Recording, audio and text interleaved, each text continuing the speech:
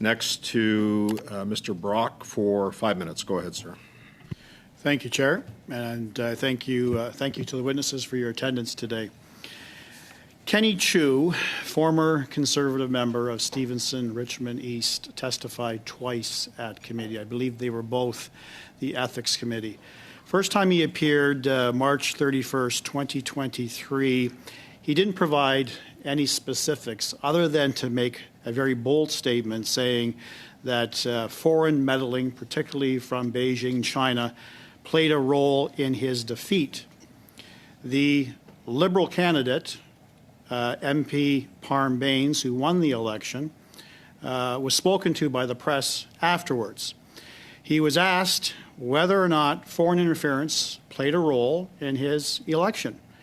He was very emphatic by saying, no, not at all, while simply walking away from the cameras.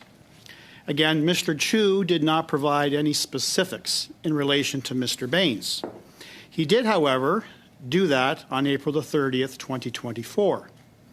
He said as follows, "Let me introduce my former opponent. In my view, his ascent to power was paved with disinformation. Perhaps it was through a calculated strategy, or at the very least, he was a willing participant in a now proven disinformation campaign. He willingly embraced and propagated accusations targeting Conservatives, including our then leader Aaron O'Toole and me, accusing Conservatives of racism and of harboring anti-Asian sentiments. Exploitive and manipulative, these allegations linked to foreign states reverberated through biased media channels and chat groups. He publicly pledged, this is Mr. Bains, to the Chinese audience that he would not support a foreign influence registry. This promise directly contradicted the then Minister of Public Safety through his announcements back in 2022 and 2023. During my intervention, I asked for more specifics.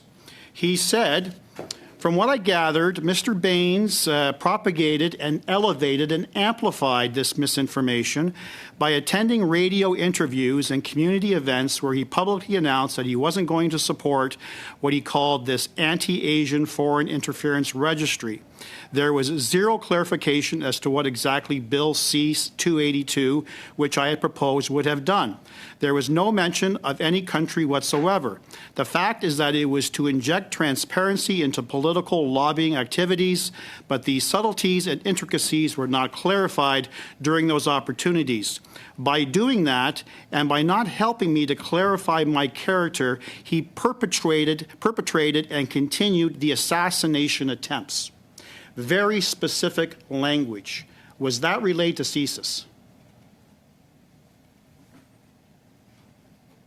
As you can imagine, CSIS does follow the media, as most Canadians do.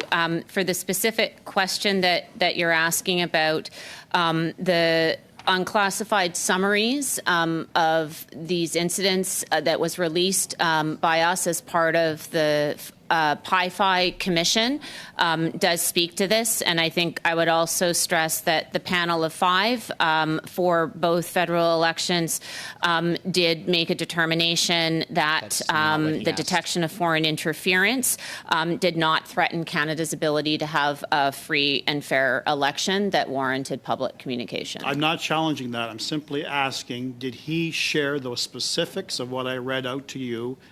Did he complain about that to CSIS during the 2021 campaign, yes or no? I am not personally aware of that. Thank you. Chair, at this time I'm moving a motion. I believe Madam Clerk has received it via email in both official languages. Okay, go ahead. I have several copies for distribution, which I can pass to the clerk. Just why don't you read your motion, Mr. Brock? Thank you.